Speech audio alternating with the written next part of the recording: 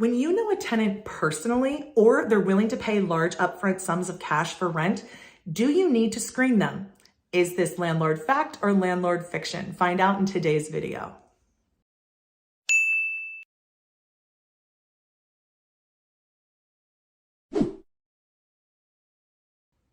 I'm Jennifer Rowlands, landlord, educator, advocate, and broker at One Focus Property Management. So you've put your property up for rent, you've prepared it, you've put a nice advertisement up, and now the inquiries start rolling in. Now this is great, but it's an intimidating process because you have to pick the right tenant, the tenant who's going to abide by that lease, all its obligations, and pay the rent to you in a timely manner.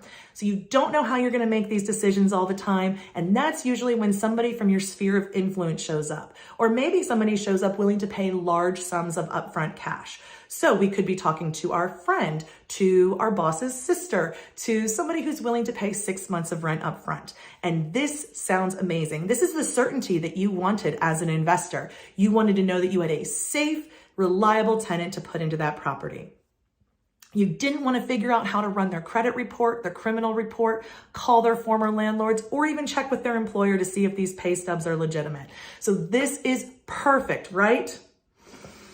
Well, it is much easier to allow our casual knowledge of a person to guide our decisions, but you should have guessed it, this is a landlord myth.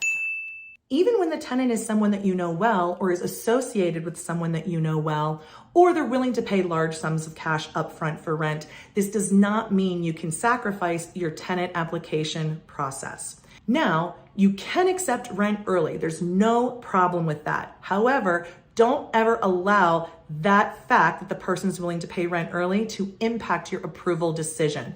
It's two separate issues, whether or not they're approved, and then if they're going to pay rent early. Our experience in tenant selection is very deep, and my personal experience is 20 years in the making, having approved thousands of tenants to rent and then been able to follow and watch those outcomes as they completed their tenancies. That experience tells me that tenant application screening is the #1 tool we have to affect outcomes, and that we need to do this based on facts, not assumptions or portrayals. I know you want to rent this property quick, and it can be awkward when this person is a friend or a friend of a trusted person of yours to ask them to be subject to your tenant application process.